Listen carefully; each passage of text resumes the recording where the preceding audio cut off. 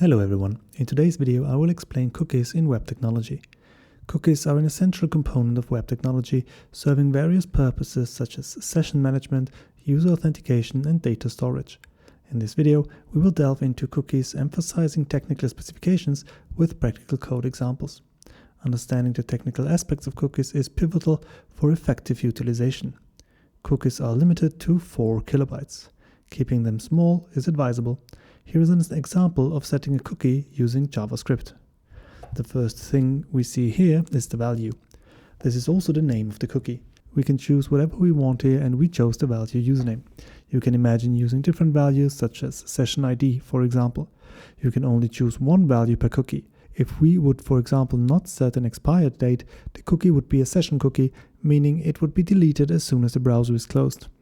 The path attribute tells the cookie that it is accessible throughout the domain. If I'm on a website, example.com lists Christmas HTML, using path =/ ensures that the cookie is accessible on example.com users HTML also. Setting the secure tag means that the transfer of the cookie from the server to the client is encrypted using TLS. If you want to know more about TLS, you can watch my video on TLS, which I will provide in the description below. Setting the HTTP only tag ensures that the cookie cannot be accessed via JavaScript, thus preventing cross-site scripting attacks.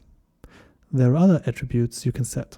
Domain specifies the domain to which the cookie belongs. Same site controls when and how the cookie is sent in cross-origin requests. Max age specifies the cookie's lifetime in seconds, an alternative to expires. Priority provides hints to the browser regarding the cookie's importance. Same party, a new attribute related to same site tracking. In this example, setting the same site equals strict attribute ensures that the cookie cannot be accessed by cross-site requests. That means that any domain that is not example.com cannot access this cookie.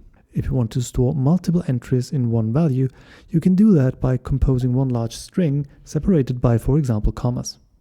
In this case, the value card is still one string that you have to split in your code using something similar to this. Cookies work by sending and receiving data between the user's browser and the web server. Here is an example of how cookies function. When a user visits a website, the server can send a response header that includes a setCookie directive. The browser stores this cookie data on the user's device. If you want to look at your own cookies, you can press F12 in Firefox to see stored cookies. In this example, you see a session cookie with username Bob. When the user makes additional requests to the same website, the browser includes the stored cookies in the request headers. An HTTP head would look something like this. You can see the cookie information right here at the bottom.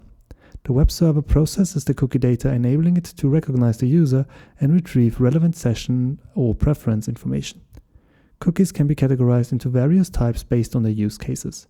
Session cookies. These cookies are temporary and are deleted when the user closes the browser. They are often used to manage user sessions and to retain session-specific data.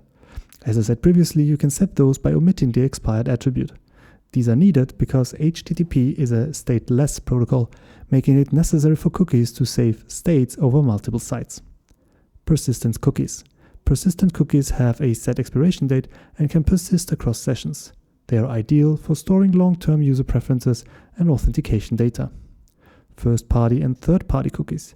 First-party cookies are set by the domain the user is actively visiting, while third-party cookies are set by domains other than the one the user is currently on, hence the name.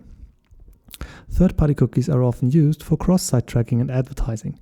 I will go into detail about cross-domain tracking in a future video.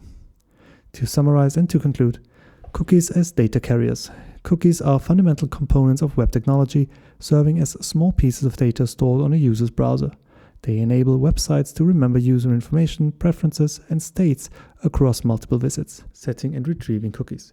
Cookies are set by web servers in HTTP responses, providing instructions for the user's browser to store data locally. In subsequent requests, the browser includes these cookies in the request headers, allowing the server to recognize and personalize the user experience. Attributes and security. Cookies come with attributes like secure, HTTP only, and same site that enhance security and privacy. Secure ensures data transmission over HTTPS, HTTP only restricts client-side access, and same site controls cross-origin request behavior. customization and personalization.